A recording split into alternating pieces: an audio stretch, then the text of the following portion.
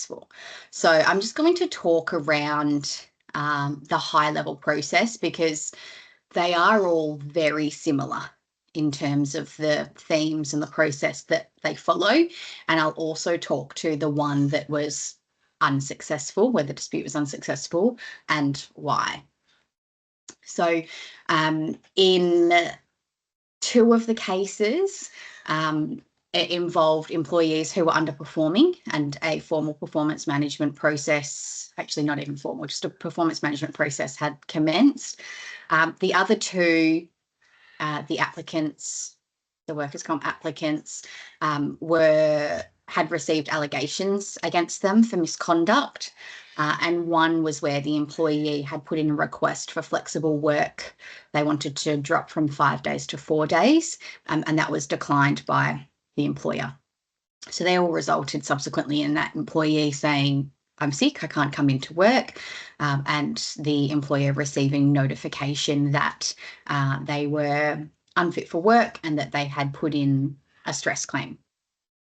So stress claims are a little bit different, or psychological claims in general are obviously a little bit different to physical claims because they can be far more subjective, and it relies far more heavily on the employee's self-reporting to the treating practitioner. So when the insurer is looking at whether or not they'll accept a stress claim, the things that they look at is this employee actually fit for work or not? The answer is almost always yes, they are unfit for work for stress claims because they'll find a GP or someone to write them a certificate saying they're unfit for work. It's not like, a broken arm or whatever. So there's generally not much recourse there. There's no point in the organisation arguing, we don't believe this person's actually unfit for work. Where the recourse is the organisation saying, we accept the medical advice that this person is unfit for work. We just don't believe that we're responsible or should be held liable for them being unfit for work. And the avenue that we typically take is that under the Act, a claim is not deemed to be valid if it's as a result of reasonable management action that was taken in a reasonable way. So the 4 of the claims that we have successfully disputed, we've been able to demonstrate the timeline and evidence documentation-wise, this employee was underperforming or this employee was involved in an investigation or the respondent to allegations, and then they've gone off sick. And, prior to that, they were fine, but then this thing's happened and now they're sick. And this is the process that we followed, so we can demonstrate that that process was taken in a reasonable way. So we're sorry to hear that they're, not feeling well and that they're not fit for work, but we've got a business to manage and we need to address things like misconduct and underperformance.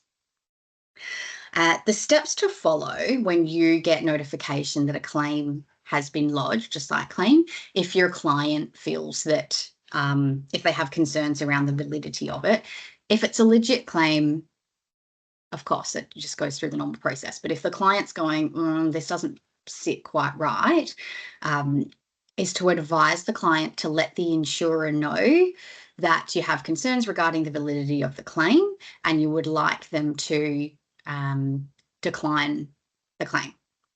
There is a time frame in which you have to do that. So it's really important that you get onto them as quickly as possible to advise them of that. And then typically they will come back and say, okay, well, give us your reasons why, or they'll come to you with specific questions that they want you to respond to. And this is typically where we get involved to support the client, is with that response, is outlining that we believe that the employee is unfit for work due to reasonable management action that was taken in a reasonable way. We send off that submission. In Queensland, the insurer is always WorkCover, so it's nice and easy. But in other states, there are multiple insurers. The process is pretty much the same though. So you would respond and say, these are the reasons that we think that, or that we have concerns around the validity of the claim. And then usually they'll come back with a decision to say, yep, we've determined that it is in response to reasonable management action taken in a reasonable way, and therefore the claim is declined. And then that employee is still unfit for work. That remains unchanged, but it means that from the perspective of us responding to that and managing that, they are unfit for work for a non-work related injury or illness. So you would just manage that the same way as you would someone who was sick for some other reason. If the claim does get accepted and the client really feels that it shouldn't have been, then you can lodge a dispute with the regulator to say, hey, WorkCover's accepted this claim. I really don't think that they should have for these reasons. Can you review it? It takes a long time, and that person will be on WorkCover and being paid that whole time. But if you are successful in that process, then essentially they throw out the claim, so payments cease immediately, and it's completely stricken from the client's record, so it won't impact their premium. WorkCover have to wear the loss of the fact that they paid this person for however long for a claim that was ultimately declined, because they've made the error in accepting it in the first place. If you don't go down that path, or if you do go down that path and it's unsuccessful and you've now got someone who is on WorkCover for a stress claim, it's very uncommon that that person will be rehabilitated back into the same organisation. You ultimately, you want to push for the claim to get closed because you want to push for that person to be fit for work again. But typically the insurer will suggest rehabilitating them at another workplace. So it's okay to support and promote that process, because we obviously want that person to be fit for work as soon as possible. If that's not with us, then somewhere else. But then ultimately, you want to get that claim closed, even if it is that they end up being rehabilitated in another workplace. WorkCover can be challenging to deal with sometimes. So in one of these instances, the claim was accepted by WorkCover, and we were sort of going, there's absolutely no way that this claim should have been accepted. It was 100% in response to a workplace investigation. And so we disputed it. We raised it with a dispute with the regulator to say, we let them know within the time frame that we had concerns about this claim. They accepted it anyway. These are the reasons that we had those concerns.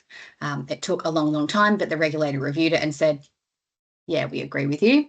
We have concerns around why this claim was accepted. So we put it back to WorkCover to reconsider. The one claim where our dispute was unsuccessful was a really messy one. And that was where the employee had gone off sick and she had written a big long list of all of the things that were wrong with her. She was suffering from depression, anxiety, an eating disorder, some sort of adverse reactions due to neurodivergency diagnosis. And she said, the reasons for these is that I've been overworked, my workload hasn't been effectively managed, I've been bullied, I've been harassed, a whole long plethora of things. We responded and said, her workload's been managed appropriately. Here's the evidence of that. We don't believe that she has been bullied. This is how we've managed comms, etc., etc. They came back to us and said, yeah, good point. We agree with you on all of those things. So we're completely disregarding all of the claims around, workload and being stressed out as a result of that work environment and the comms and whatever else.